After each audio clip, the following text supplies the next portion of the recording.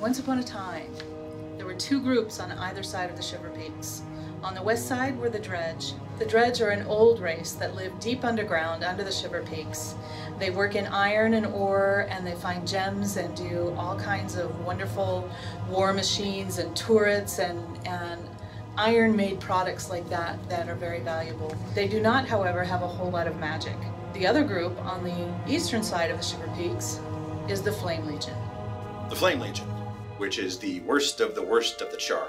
They're constantly trying to expand their territory and their influence.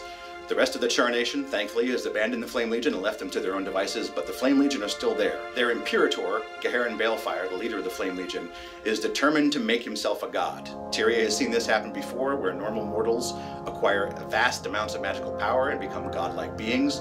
This is what Geharin Balefire wants, and this was the source, or at least one of the reasons, why they allied themselves with the Dredge as part of the Molten Alliance. Without the Iron Legion to make their war machines for them, the Flame Legion found themselves at a disadvantage. They have powerful magic, but they don't have the kind of ordnance that the Iron Legion provides, and that is something that the Dredge can provide, the Dredge being very mechanically oriented. The Dredge are naturally opposed to anyone who oppresses others, and the Flame Legion are oppressors. So they had to overlook all of this in order to make this alliance, which would make both sides more powerful. So what they did was they dug a series of caverns underneath the Shiver Peaks, and they began to make hybrid weapons. Once they started making these hybrid weapons, they needed people to test them on. And so they spread out into the local areas and started attacking local residents. They took Norn and they took Char into their caverns as prisoners, and basically ousted and burned everyone else from their homes. This created refugees. And among those refugees was a young Norn named Bram. Bram's homestead was attacked by the Flame Legion early on in the whole process, and many of his friends and family were killed. Once he had saved his homestead, at that point he hooks up with a young Char named Rox.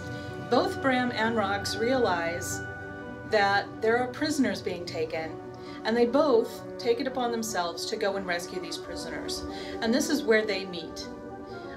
Over time, they become very good friends as they fight their way through the various weapon factories that the Molten Alliance has put into place and where they're testing on these prisoners. So in the end, it's all about rescuing the prisoners and helping the refugees. Those poor folks who were driven out of their homes by the Molten Alliance, moving into their territory and burning down their homes and chasing them out of their territory. These people needed somewhere to go. Some of them went to Holbrick, some of them went to the Black Citadel, and some of them took the Consortium up on the Consortium's generous offer to let them settle on South Sun Cove, which, for the players who have played The Lost Shore, will remember, South Sun Cove is incredibly dangerous. There are giant screaming Karka who spit terrible things at you and roll, crushing everything in their path. South Sun Cove was never intended to be a vacation paradise, but the Consortium, being the Consortium, once they had started to put money and time and effort into making South Sun Cove a resort, they're not going to give it up. Their bottom line demands that they have some sort of return on their investment. My fellow narrative designer Scott McGough and I spent a lot of time working, and it all happened within a little room, the two of us together. I know she spoke about us being locked in a room for 2 days. That's actually fairly true. Cloistered for hours on end, laughing. We laughed so much and so had so many great ideas. He and I just played off each other beautifully. We've planned out a whole year in advance.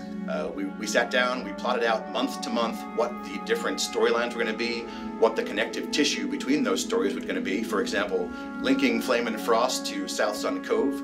From there, we have our action that happens on South Sun Cove, and then there'll be another thread, another piece of connective tissue that leads us from the South Sun Cove content in May to whatever the new content's going to be in June. We're going to tell stories, big stories, and we're pretty darned excited about that. So that's about all we can share with you right now. We are very much looking forward to you guys discovering the hard work we've put into this. Guild Wars 2 is not even a year old, and it's already evolving, and it will continue to evolve. See you in game.